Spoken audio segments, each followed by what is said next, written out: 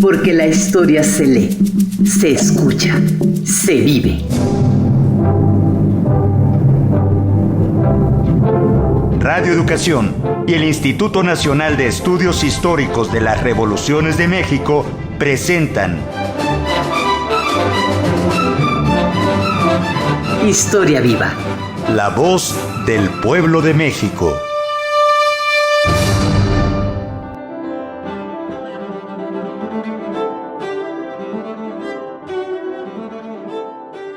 Excelente miércoles tengan todos y todas ustedes. Esto es Historia Viva, la voz del pueblo de México. Les damos la más cordial bienvenida a este programa que, bueno, ya llevamos 3 temporadas seguidas con ustedes. Este programa es una coproducción entre el Instituto Nacional de Estudios Históricos de las Revoluciones de México, el INERM, y Radio Educación. Yo soy Ivette Mota y estaré esta tarde con ustedes. Muy contenta de platicar con el historiador Felipe Ávila. ¿Cómo estás, Felipe? Muy bien, Ivette. Con mucho gusto de saludarte a ti y a nuestro auditorio. A mí también me da muchísimo gusto. Y bueno, hoy vamos a platicar de un tema que pareciera que ya es muy conocido, pero no. Siempre aquí en Historia Viva, el doctor Felipe Ávila nos cuenta otra parte de la historia y nos hace justamente mucho más interesante personajes o pasajes, situaciones que han sido parte de la historia de México desde otra perspectiva muy interesante. Hoy dedicaremos el programa a la conmemoración de lo sucedido el 20 de julio de 1923. Me refiero a la muerte de Pancho Villa, Francisco Villa, quien fue victimado durante una emboscada. Pero antes de empezar con la narrativa de este programa acerca del Centauro del Norte, ¿qué les parece si me acompañan a recordar algunos datos biográficos de nuestro titular y especialista en el tema de hoy, Felipe Ávila? Vamos a escucharla y continuamos en un momentito más.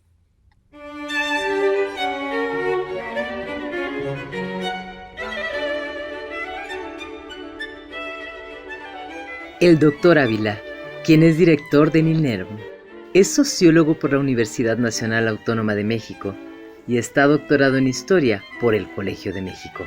Actualmente es académico del Sistema de Universidad Abierta de la Facultad de Filosofía y Letras de la UNAM y es miembro del Sistema Nacional de Investigadores. El área de estudio preponderante del doctor Ávila es la Revolución Mexicana y el zapatismo. Como autor e investigador, ha colaborado en la publicación de artículos y capítulos en libros colectivos y en revistas especializadas. Las publicaciones más destacadas de Felipe Ávila son El pensamiento económico, político y social de la Convención de Aguascalientes, Los orígenes del zapatismo, Entre el porfiriato y la revolución, El gobierno interino de Francisco León de la Barra, Las corrientes revolucionarias y la soberana convención, Breve historia del zapatismo, Emiliano Zapata, La lucha por la tierra, la justicia y la libertad. Es también coautor con Pedro Salmerón de la Historia breve de la Revolución Mexicana y coordinó el libro El zapatismo, volumen 7, de la historia de Morelos, Tierra, gente, tiempos del sur, bajo la dirección de Horacio Crespo.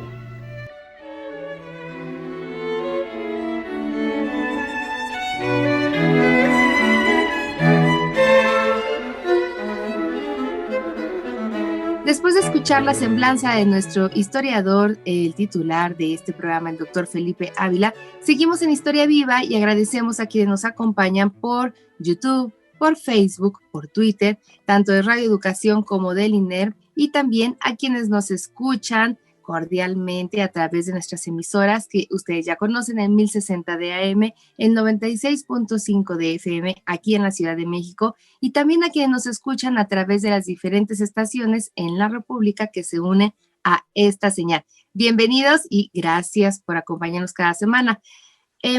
Felipe, ¿qué te parece si iniciamos con el tema?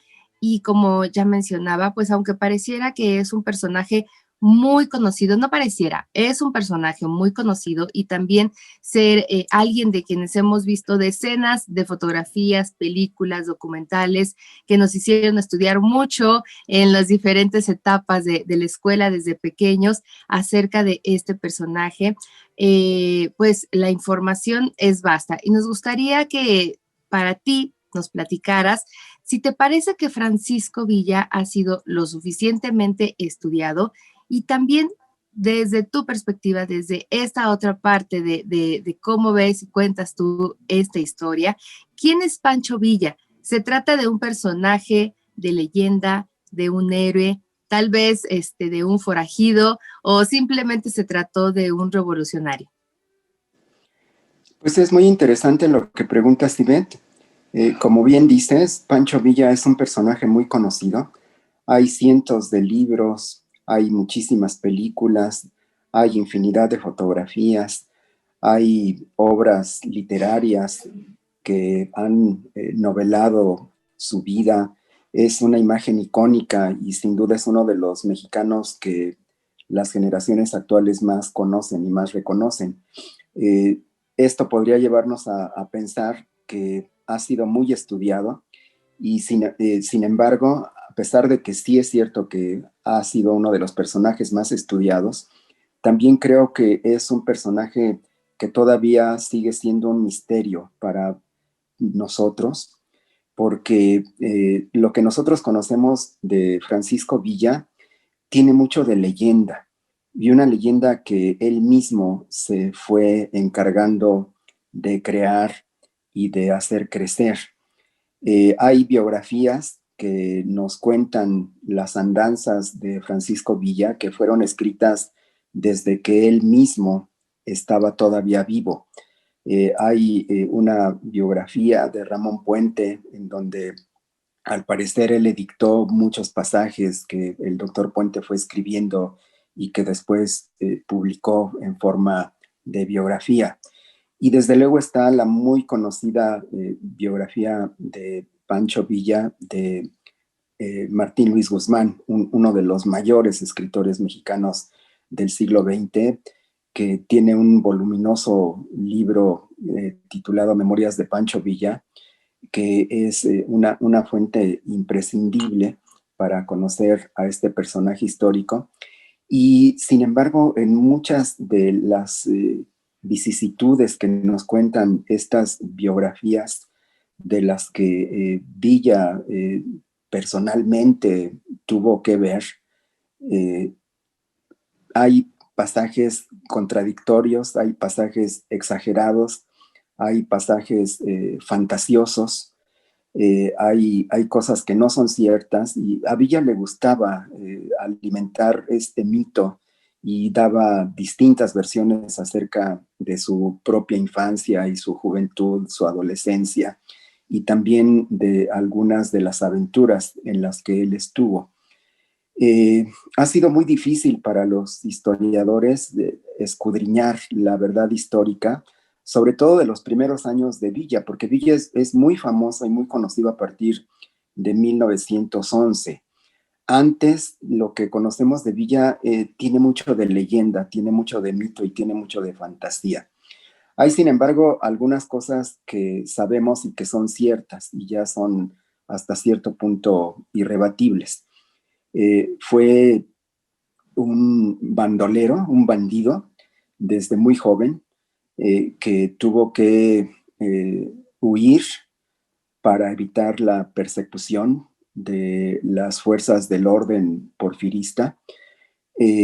Desempeñó muchos oficios, anduvo a salto de mata, había órdenes de aprehensión, incluso se conocen pósters hechos por el gobierno de los Estados Unidos donde le pone precio a su cabeza y aparece una imagen de Villa con una cantidad, creo que $5,000 para quien lo encuentre vivo o muerto. Eh, y está ya muy claro que la adolescencia y la juventud de Villa las pasó en la proscripción, como un prófugo de la justicia, como alguien que había robado, que había golpeado, que había incluso asesinado, aunque no está muy claro cuántas gentes pudo haber llegado a matar durante esos difíciles años juveniles. Y que se había convertido en un gran tirador, en un extraordinario jinete, en un joven de un valor extraordinario, temerario en muchas ocasiones, y que se había ganado una fama local como un bandido que, sin embargo, desde esos primeros años mostraba dos facetas que lo definirían el resto de su vida. Por un lado, es un joven con muchísimo rencor social, con mucho resentimiento contra el orden social, contra la justicia, contra la policía, contra los rurales, contra los hacendados, que lo habían obligado a llevar esta vida al margen de la ley. Pero por el otro también era un personaje que se había comenzado a distinguir por su profundo amor hacia los pobres, hacia los excluidos, hacia los desvalidos como él.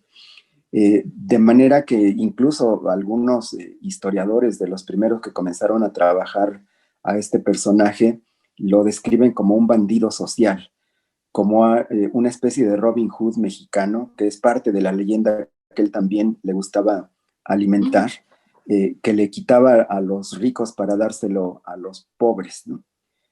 Bueno, cuando ya nosotros tenemos noticias ciertas y fuentes confiables de Villa es a partir del estallido de la Revolución Maderista. Este joven delincuente, forajido, conoce a Francisco I. Madero, platica con él, le cuenta lo difícil que ha sido su vida. Madero lo escucha con mucha atención y con una gran comprensión y ternura le pide que se incorpore a su movimiento, y Villa eso lo interpreta como si le perdonara todos sus pecados, todas sus fechorías anteriores, y se convierte en un fanático de Madero. Hay una especie de conversión mística, personal de Villa, porque todo ese odio y ese rencor social que él había ido acumulando, de repente encuentran un sentido, encuentran un ideal, encuentran un objetivo, que es la causa democrática de Francisco I. Madero, y se convierte en su devoto seguidor. Y todas esas cualidades que había desarrollado durante su juventud como bandolero le sirven muchísimo en una revolución en ascenso, porque es alguien que inmediatamente se distingue por su valor, por su arrojo, por su capacidad organizativa, por el conocimiento del terreno, por su valor temerario, por su capacidad de hacer que la gente lo siga. Demuestra un enorme carisma y se convierte junto con Pascual Orozco en el líder revolucionario más importante de todo el norte de México. Y esto es algo muy importante porque en el norte fue donde prendió la revolución maderista, y en el norte fue donde se ganó la batalla estratégica contra Porfirio Díaz al tomar Ciudad Juárez y obligar al viejo dictador a renunciar y a admitir pues el triunfo de la revolución de Francisco I. Madero. Entonces, Ivette, si tú me preguntas si fue una leyenda, un héroe, un forajido o un revolucionario, pues te puedo decir que Villa fue todo eso. Es un personaje muy complejo, es todo eso junto en una figura extraordinaria que ha trascendido hasta nuestros días y que sigue siendo motivo de una enorme polémica actualmente, Ivette.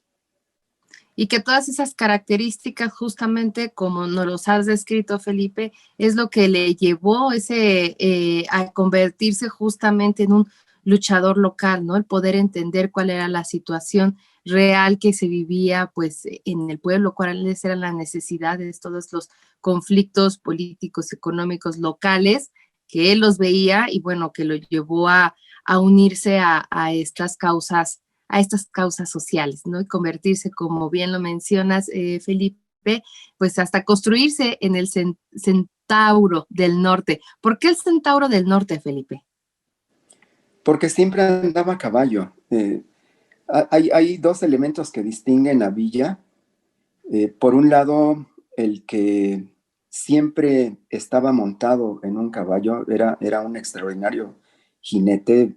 Hay que pensar que en las enormes extensiones de terreno del norte mexicano era imposible desplazarse a pie. Las distancias entre un poblado y otro, entre las minas, entre la frontera, entre las principales poblaciones, entre los campos de cultivo, eran imposibles si no se contaba con una montura.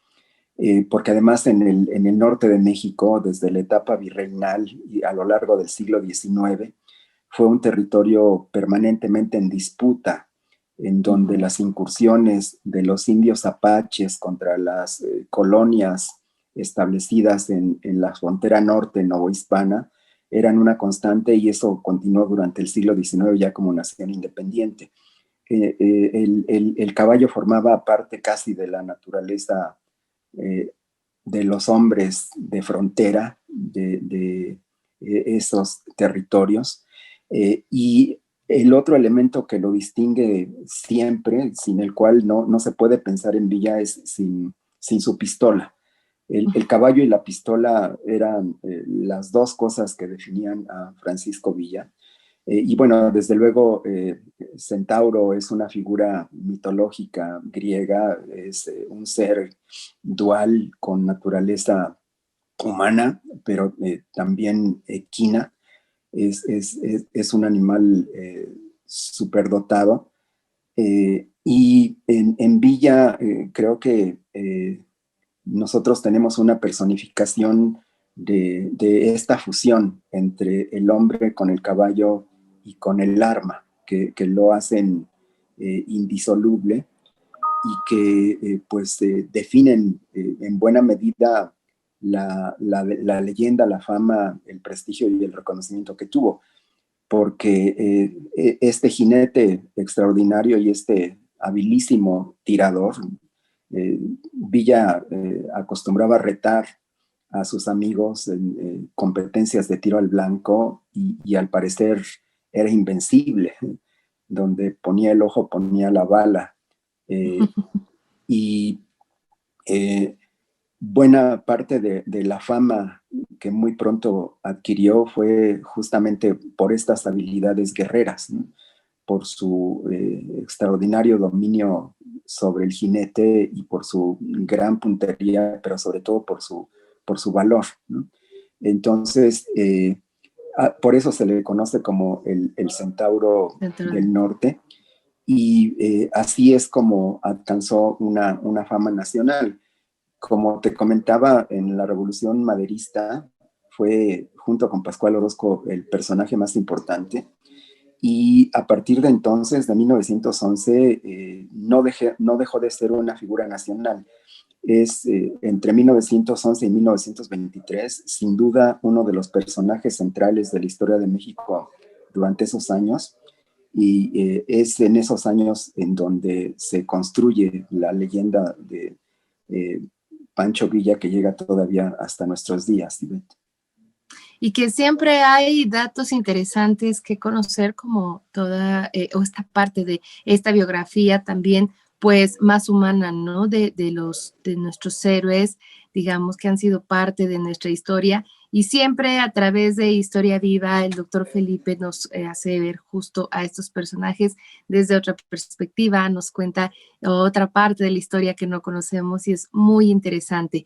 Felipe, pues seguimos recordando la conmemoración luctuosa de Francisco Villa, y ¿qué te parece? Te invito a que nos acompañes y a todo nuestro auditorio que nos acompañe a ver y escuchar la siguiente cápsula realizada por nuestro equipo de producción, en donde se recapitula justo la muerte del Centauro del Norte. Y continuamos en un momentito más.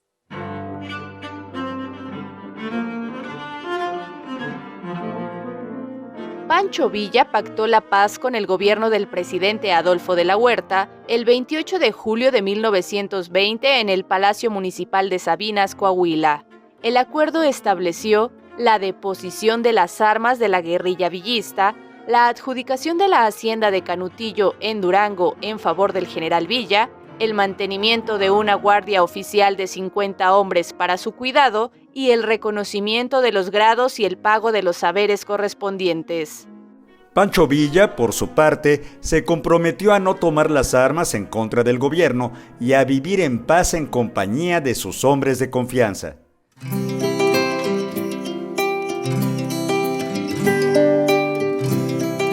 La hacienda de Canutillo, con villa como lugarteniente, en 3 años se convirtió en una propiedad próspera y moderna gracias al trabajo cotidiano de sus trabajadores.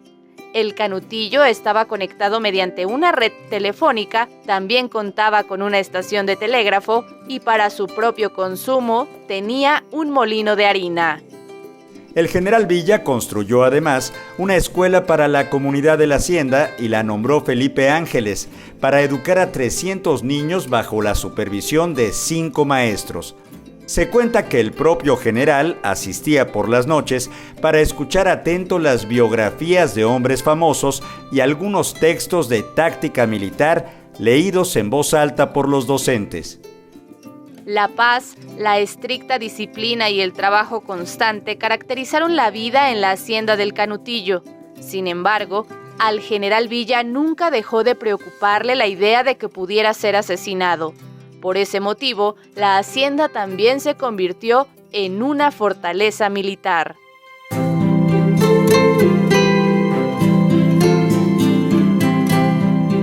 En Canutillo, Pancho Villa buscó poner orden a sí mismo a su vida sentimental.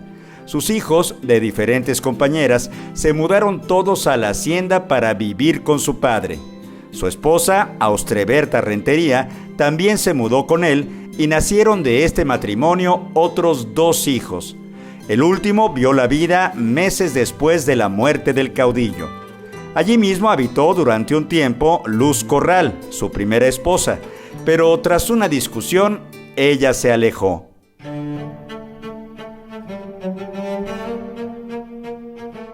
El general mantuvo un intercambio epistolar con el presidente Álvaro Obregón, donde reafirmaba su único interés de mantener sus negocios y sus asuntos familiares y de ningún modo participar en política.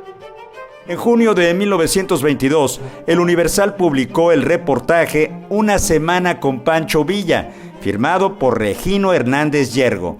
Este fue publicado por entregas el 12 y el 18 de junio. En él se ofreció un panorama del progreso alcanzado en la hacienda y se retrató a Villa como un hombre preocupado por sus negocios, por la adecuada administración de la hacienda y por la educación de los niños.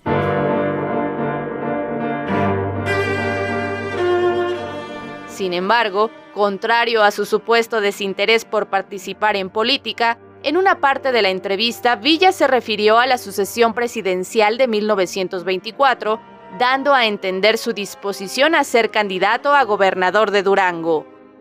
Pues eso de mi candidatura para gobernador de Durango no tiene mucha importancia para mí en estos momentos, pero eso le demostrará a usted el gran partido que tengo. Tengo mucho pueblo, señor.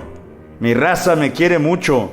Yo tengo amigos en todas las capas sociales, ricos, pobres, cultos, ignorantes. ¡Oh, señor! Si yo creo que nadie tiene ahora el partido que tiene Francisco Villa. Por eso me temen los políticos. Me tienen miedo porque saben que el día que yo me lance a la lucha, los aplastaría.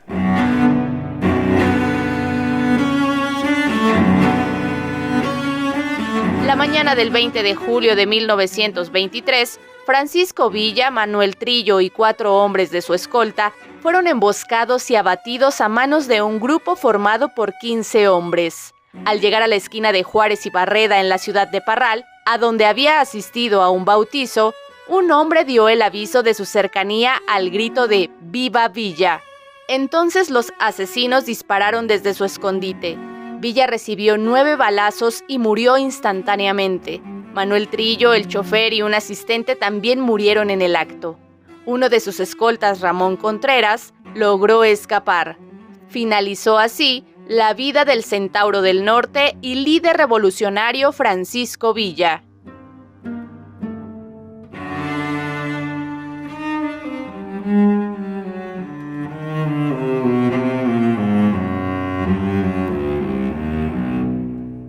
Estamos de regreso regreso en Historia Viva, la voz del pueblo de México. Recuerden que este es un espacio para la divulgación de la historia y el intercambio de ideas. Y en esta emisión estamos platicando acerca de Francisco Villa en su 99 aniversario luctuoso, con la presencia del historiador y titular de este programa, Felipe Ávila.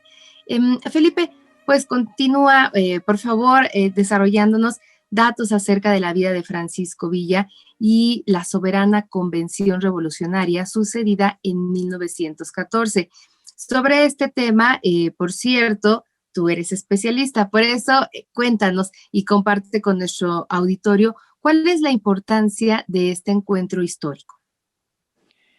Pues sí, Pancho Villa fue un actor central en la soberana convención revolucionaria.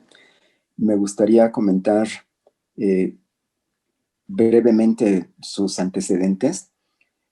Cuando triunfa Francisco y Madero, Francisco Villa regresa a la vida privada, es recompensado por sus servicios a la revolución y, como nuestro amable auditorio conoce, Madero desarma al ejército revolucionario y comienza a gobernar en noviembre de 1911 y 1912 y hasta febrero de 1913, apoyado en el ejército porfirista, sin su ejército con el que había derrotado al gobierno de Porfirio Díaz. Villa, como tantos otros, regresa a la vida privada y, sin embargo, cuando asesinan combate contra la rebelión de Pascual Orozco, quien había sido su gran aliado en la primera etapa de la revolución. Como todas y todos recuerdan, Pascual Orozco se rebela contra Francisco y Madero, se levanta en armas y Madero lo enfrenta. Entre los combatientes maderistas se alista nuevamente Francisco Villa y se pone a las órdenes de Victoriano Huerta, que es el jefe militar al que Madero le encarga combatir a Pascual Orozco. Y dentro de las filas del ejército capitaneado por Victoriano Huerta, Villa aprende muchas de las cualidades militares de un ejército profesional que él no conocía, porque él era un guerrillero que se había forjado a sí mismo, que había aprendido sobre la marcha, sin ninguna instrucción militar formal. Eso le sirvió mucho para lo que después haría como jefe de la División del Norte, pero en 1912 lo que se sabe es que Victoriano Huerta se da cuenta de las enormes cualidades guerreras de Francisco Villa y decide apresarlo, y con un pretexto baladí lo busca fusilar. Cuando casi está ante el pelotón de fusilamiento, llega una contraorden de Francisco y Madero ordenándole a Victoriano Huerta que no fusile a Francisco Villa, y en cambio Villa es trasladado como prisionero a la cárcel de Tlatelolco en la Ciudad de México. Y buena parte de 1912 Villa la vive dentro de la prisión de Tlatelolco. Villa, por lo que él mismo cuenta, no sabía leer y escribir, nunca había ido a la escuela, y dentro de la prisión de Tlatelolco conoce a Gilardo Magaña, quien era uno de los asesores intelectuales de Emiliano Zapata, y al parecer en la prisión de Santiago Tlatelolco, Magaña le enseñó a Villa a leer y a escribir. Cuando asesinan a Madero, pocos días antes, Pancho Villa ya se había fugado de la prisión y se había trasladado a Estados Unidos. En Estados Unidos se entera del asesinato de Francisco y Madero y regresa al territorio mexicano con el propósito de vengar a quien había sido su gran redentor, a la persona a la que más quería y admiraba. Y muy pronto comienza a organizar un ejército que va tomando forma y que va creciendo y que se va convirtiendo en un gran ejército revolucionario, de manera que en el último tercio de 1913 los jefes de ese ejército norteño eligen a Francisco Villa como jefe de la División del Norte, que se constituye en esos momentos como un poderosísimo ejército revolucionario, que se alía al constitucionalismo. Villa se subordina al liderazgo de Venustiano Carranza y al frente de la División del Norte es cuando realmente comienza a forjarse la imagen de Villa como gran dirigente revolucionario. La División del Norte se convierte en el ejército más poderoso de la revolución. Es un ejército con ocasiones hombres que llegan a los 40,000 efectivos. Y es la División del Norte en donde se incorpora Felipe Ángeles, con quien hace Villa una mancuerna militar y política excepcional. Es la División del Norte, digo, la que realiza las batallas más importantes que destrozan al ejército federal de Victoriano Huerta. Sin la División del Norte es muy difícil pensar que la revolución habría podido vencer. Las batallas más importantes, sobre todo las que tienen lugar entre abril y junio de 1914, las lleva a cabo la División del Norte en la comarca lagunera y después en la toma de Zacatecas en junio de 1914. Quizá la batalla de Zacatecas es la batalla más importante de la revolución, la más conocida, la más estudiada, y esa fue una gran hazaña militar encabezada por Francisco Villa. Y sin embargo, esa victoria significó la ruptura con Venustiano Carranza, que no estaba de acuerdo con el liderazgo de Francisco Villa, que le temía, lo veía como un poderoso adversario, y Venustiano Carranza no estaba dispuesto a cederle su lugar como jefe de la revolución. Y después de la toma de Zacatecas de junio de 1914 se vino una ruptura entre Villa y Carranza y parecía inminente la guerra entre estos dos jefes revolucionarios. Para evitar esa guerra surgió la iniciativa de un grupo de generales constitucionalistas que no querían enfrentar a Francisco Villa, que le temían a la División del Norte y que pensaban que se podían resolver las diferencias entre Villa y Carranza en una asamblea revolucionaria. Fue así como surgió la conocida como Soberana Convención Revolucionaria, aunque se le conoce más como la Convención de Aguascalientes, porque fue en esa ciudad en donde se reunió.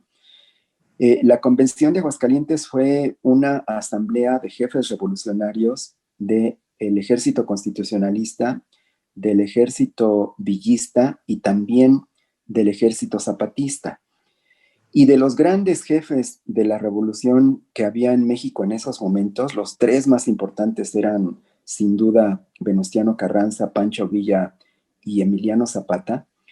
El único que asistió a la Soberana Convención fue Pancho Villa, y no solamente asistió a la convención, sino que pronunció un breve discurso en el que se comprometió a seguir los acuerdos que salieran de la convención y para dejar testimonio fehaciente de su compromiso con la convención, Pancho Villa estampó su firma en la bandera que estaba presidiendo los debates de la Soberana Convención. Esa bandera también la firmaron Álvaro Obregón, Eduardo Hey, Antonio I. Villarreal, los demás jefes militares que estaban reunidos en esa asamblea revolucionaria, pero de los más importantes en esos momentos, que repito, eran Carranza, Villa y Zapata.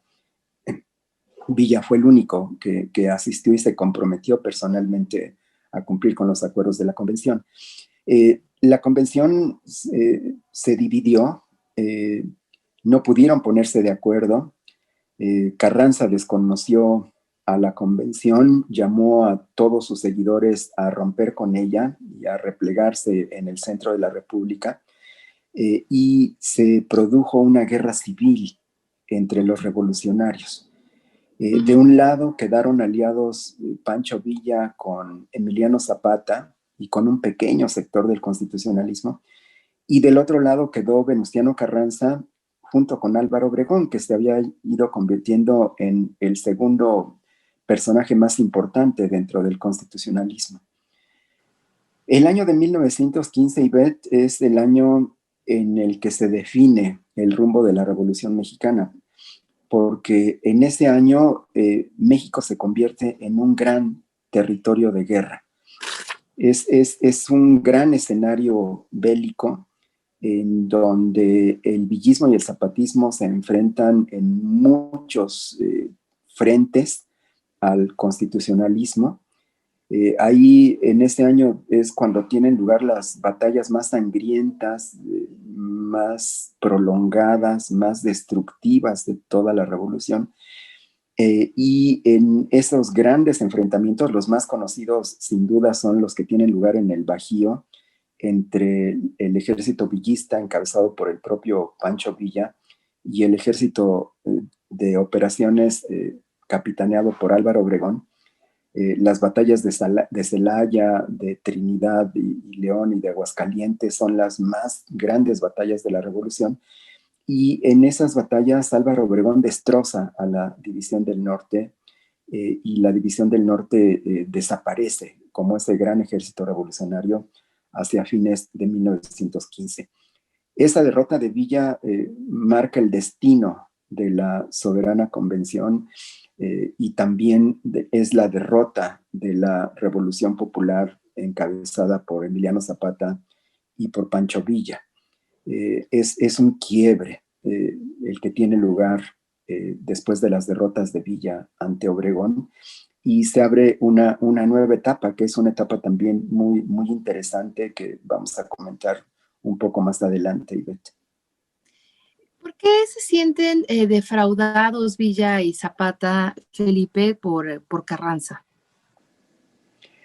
Porque Villa y Zapata representaban una revolución más radical, una revolución social, una revolución económica que buscaba que la tierra que estaba en manos de los hacendados, de los terratenientes, fuera expropiada y le fuera repartida a los campesinos, a los indígenas, a los pequeños propietarios, porque querían hacer leyes agrarias, leyes laborales, leyes educativas y sobre todo que la justicia estuviera de parte de los desposeídos, de los marginados, y porque veían en Venustiano Carranza a un líder ambicioso, a un líder mucho más moderado, a un líder que podía negociar con el enemigo,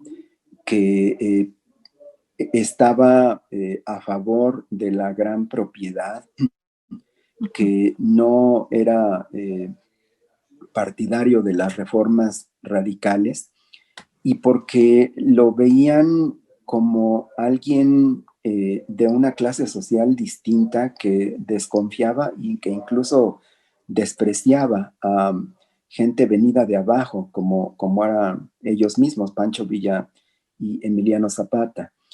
Y porque pues se dieron cuenta de que los marginaba, de que los hacía a un lado, pero sobre todo yo creo que lo que más le criticaban a Venustiano Carranza era que veían en él a un líder autoritario que no le gustaba compartir el poder, que no les abría espacios a otros movimientos, a otros ejércitos, que gobernaba con un núcleo muy cerrado de seguidores incondicionales y que demostraba una propensión a dejar que sus subordinados obtuvieran beneficios personales de la revolución.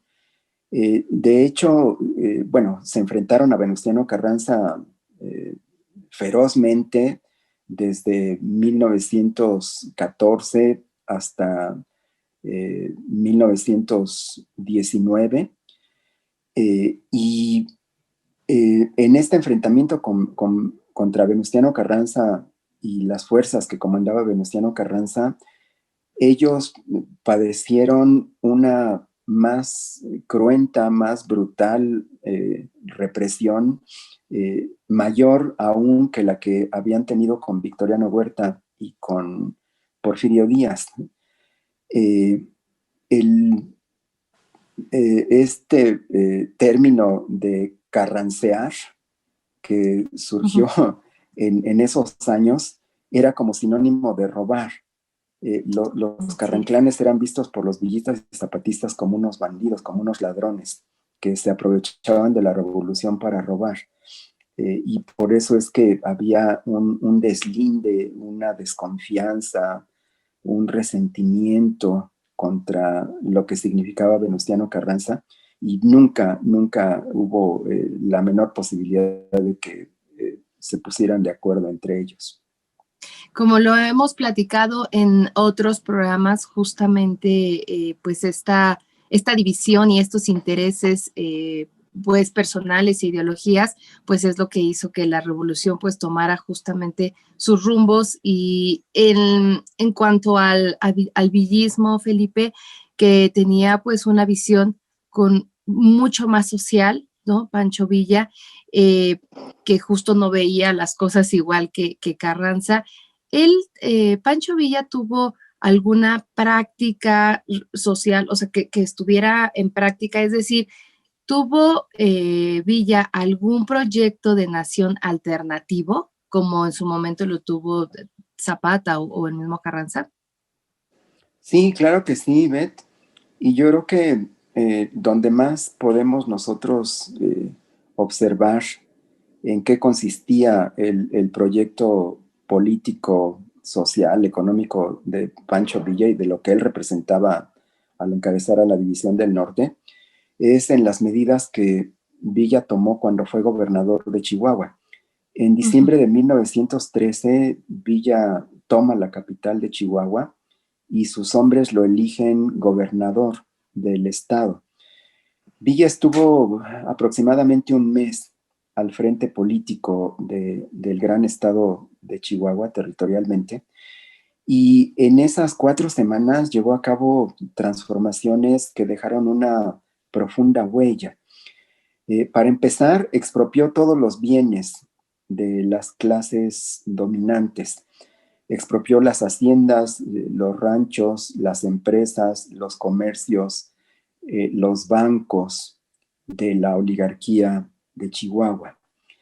Y creó una oficina de bienes intervenidos dirigida por gente al servicio de la División del Norte para que administraran esas propiedades y para que las utilidades de esos negocios, de esas empresas, de esas haciendas, sirvieran para dos cosas. Por un lado, para aliviar la situación tan difícil de las viudas y de los huérfanos de la revolución, que se contaban por miles. Había ya en esos momentos miles de mujeres y de niños que habían quedado sin sus padres y sin sus esposos y que estaban a la deriva. Y Villa siempre tuvo una preocupación especial para ayudar a las viudas y a los huérfanos de la revolución. En segundo lugar, esos recursos debían servir para alimentar a la poderosa maquinaria de guerra que era la División del Norte, para financiar la compra de armamento, de cartuchos, de combustible, de avituallamiento, de alimento para pagarle a sus soldados. Pero también Villa quería que la tierra que le había confiscado a los hacendados, cuando triunfara la revolución, se le entregara a los soldados villistas y a los campesinos para que pudieran trabajarla en libertad. Le dio también una enorme importancia a la educación, trajo maestros de otros estados de la República, fundó escuelas. Él veía en la educación un vehículo fundamental para el desarrollo personal y colectivo, y tenía una obsesión por la educación. Y también pues tenía un profundo sentido de la justicia que él había padecido en carne propia, que estaba al servicio de los poderosos, y él quería que la justicia estuviera más bien al servicio de los pobres, de los desposeídos. Entonces hubo un cambio radical en esas 4 semanas que duró su gobierno en Chihuahua. Y después, en 1915, también emitió una ley agraria, creó un banco de Estado de Chihuahua para financiar los proyectos productivos de estos colonos y campesinos que irían adquiriendo la tierra. Y cuando salió con Emiliano Zapata, pues creo que se fue perfilando todavía más un Estado de fuerte contenido social, que creo que es el que hubiera querido establecer Francisco Villa en caso de haber triunfado en la revolución. De esas ideas, bueno, ya hacia su final de Villa y ya con con su poder militar y político ya debilitado, Felipe, ¿cómo fueron los últimos años de vida? Tenemos ya unos escasos 4 minutos para terminar concluyendo este programa, pero cuéntanos de esos últimos años de vida de Villa y bueno, lo que sucedió en torno a su asesinato. Villa siguió combatiendo al gobierno de Venustiano Carranza desde 1916 hasta 1919 y 20. Incluso en 1916, Villa se atrevió a invadir el territorio estadounidense atacando la población de Columbus y provocando la respuesta furiosa del gobierno de Estados Unidos, que envió a una columna de más de 10,000 hombres llamada la Expedición Punitiva para tratar de detener y apresar o exterminar a Francisco Villa. De manera infructuosa, nunca encontraron a Pancho Villa, pero ese incidente estuvo a punto de causar una guerra entre México y Estados Unidos. Villa pudo reorganizar a sus fuerzas, tomar poblaciones importantes, incluso tomar nuevamente la capital de Chihuahua, ocupar Parras, las principales ciudades de Chihuahua, pero nunca pudo trascender la dimensión guerrillera en la que mantuvo su resistencia a Carranza entre 1916 y 1919. Cuando Venustiano Carranza fue derrocado y asesinado por la rebelión de Agua Prieta, el presidente interino, que fue Adolfo de la Huerta, una de sus primeras medidas fue tratar de hacer las paces con Francisco Villa y se estableció una negociación entre los enviados del presidente de la Huerta y Francisco Villa, en las que el Centauro finalmente aceptó deponer las armas y acogerse a una amnistía. A cambio de eso, el gobierno de la Huerta le otorgó una hacienda, la hacienda de Canutillo, le pagó un año a los hombres de Villa de sueldos, y Villa se dedicó entre 1920 y 1923 a cultivar su hacienda y a tratar de construir ahí el sueño que siempre había querido realizar de tener una colonia militar, una colonia donde los soldados villistas pudieran tener su tierra, tener a sus familias, tener sus escuelas y trabajar la tierra y cuidar a su ganado en paz. Esto terminó de manera abrupta y vete en 1923, porque en 23 se produce una fractura en el grupo sonorense que había ganado la revolución. El gobierno de Álvaro Obregón estaba llegando a su fin, se venía la sucesión presidencial. En esa sucesión presidencial, Obregón se inclinó porque el candidato a relevarlo fuera el general Plutarco Elías Calles, y hubo un sector de militares de alto rango del ejército triunfador de la revolución que no estaban de acuerdo con que Calles fuera presidente de la República, y se fue gestando una rebelión dentro del propio ejército triunfador. Esa rebelión fue la conocida como la rebelión de la Huertista, que estalló a fines de 1923, y sin embargo Villa fue asesinado en julio de 1923 precisamente por el temor que tenían Álvaro Obregón y Plutarco Elías Calles de que Villa pudiera sumarse a la rebelión de la Huertista. Sabían del enorme prestigio y el carisma y la capacidad organizativa y guerrera de Francisco Villa, y temían profundamente que Villa pudiera engrosar las filas de la rebelión. Sabían de la buena relación que había entre Villa y de la Huerta, de la gratitud que le tenía el Centauro. Aprovecharon una entrevista que se publicó a 8 columnas, en donde Villa decía que pues, él podía levantar a un ejército de miles de hombres de un día para otro si se lo propusiera. Y por eso fue que se gestó esta traición que culminó con el asesinato de Francisco Villa por gente que le tenía mucho rencor, pero que fue un asesinato de Estado, porque de ese asesinato estuvieron al tanto Álvaro Obregón como Plutarco Elías Calles, y no solamente no hicieron nada para impedirlo, sino que con su inacción permitieron que quienes ultimaron a Villa pudieran llevar a cabo esa maniobra, y pues de esa manera fue ultimado el Centauro del Norte. Y sin embargo, pues Villa sigue vivo en el corazón y en el imaginario del pueblo de México. Es visto como uno de sus grandes héroes con el que se identifican y con el que siguen tratando de seguir su ejemplo, sobre todo muchos de los movimientos populares. Y es que este ejemplo no solo es de un revolucionario, de un ejemplo quizá político, ¿no? Es el ejemplo también, como lo mencionabas, de un personaje carismático, pero muy humano. Yo creo que justamente es lo que hasta nuestros días es lo que prevalece, y bueno, que pueda ser también estandarte de estas banderas de movimientos sociales. Felipe, pues hemos llegado al final de este programa dedicado a esta conmemoración de los 99 años de la muerte sucedida de Francisco Villa.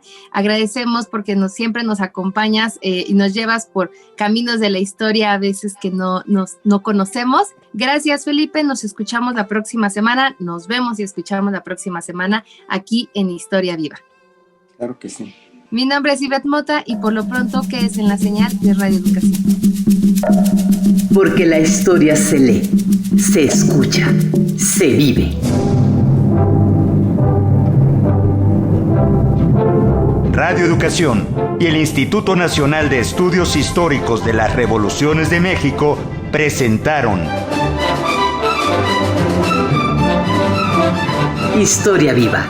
La voz del pueblo de México.